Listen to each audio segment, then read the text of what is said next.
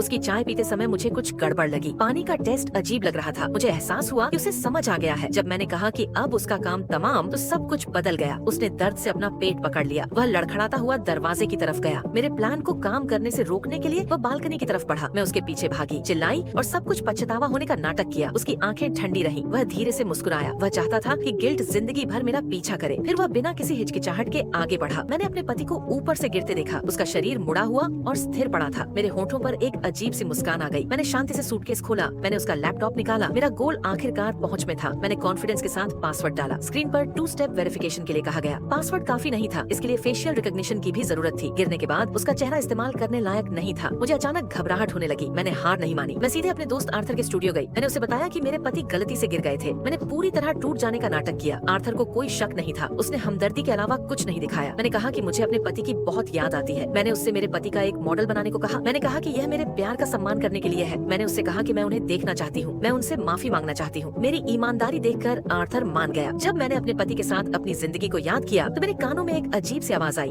मैं मुड़ी। वहाँ कुछ भी नहीं था। मुझे नहीं पता था कि इस अप्रेंटिस ने सब कुछ सुन लिया है। मेरे जाने के बाद एमी ने आर्थर से बात की। उसने कहा कि जो कोई भी मासूमियत को हमदर्दी के लिए बदलता है, उसके पास छिपाने के लिए कुछ होता है। एमी ने यह बात पूरे कॉन्फिडेंस के साथ कही। उसमें एक अजीब काबिलियत थी। वह पलकें हिलते हुए देखकर झूठ बोल सकती थी। आर्थर को उस पर यकीन नहीं हुआ। उसे लगा कि मैंने अपने पति को खो दिया है। अगर मैं झूठ भी बोलती तो भी उसे कोई फर्क नहीं पड़ता था। वो बस मेरी इच्छा पूरी करने में मेरी मदद करना चाहता था। हमारी सालों की गहरी दोस्ती थी। वो मेरे दर्द को नजरअंदाज नहीं कर सकता था। लेकिन एमी जानना चाहती थी कि हम यहाँ कैसे पहुँचे। आर्थर चुप हो गया। फिर उसने एक कहानी सुनाई। जब हम छोटे थे तो हमने साथ में एक फोन कंपनी शुरू की थी। एक शूट के दौरान एक एक्टर को सेफ्टी के लिए पानी में उतरना पड़ा। एक्टर की कलाई पर एक रेस्क्यू डिवाइस बांधी गई थी। जब वार्निंग लाइट चमकती तो क्रू तुरंत आगे आता। आर्थर परफेक्शन के पीछे भागता था। वो पानी के शॉट्स दोहराता रहता था। वार्निंग बहुत देर से आई। एक्टर कभी वापस ऊपर नहीं आया। आर्थर का वह गिल्ट कभी नहीं गया। उसने हर चीज के लिए खुद को दोषी माना। उसने वहाँ से चले जाने का फैसला किया। उसने कंपनी हमें सौंप दी। ये सुनकर एमी बहुत दुखी हुई। उसने आर्थर को दिलासा देने की कोशिश की। उसने कहा कि देरी उसकी गलती नहीं थी। जल्द ही मॉडल तैयार हो गया। मैंने उम्मीद के साथ कैबिनेट खोला। इनसाइट्स ने लगभग एकदम सही जगह पर जगह बना ली थी। मैंने बिना देर किए लैपटॉप खोला। पहला वेरिफिकेशन पास हो गया। मैंने सक्सेसफुली लॉग इन कर लिया। मैंने मॉडल को बार बार धन्यवाद दिया। मैंने जल्दी से वह चीज ढूंढी जो मुझे चाहिए थी। जब ये हो गया तो मैंने तुरंत कंपनी को फोन किया। मैंने उनसे कहा कि वे वह फुटेज दे दें जिसका मैंने अभी अभी ध्यान रखा था। फिर उन्होंने मुझे एक मैसेज दिया जिसने मुझे वहीं रोक दिया। आर्थर के पास वह था।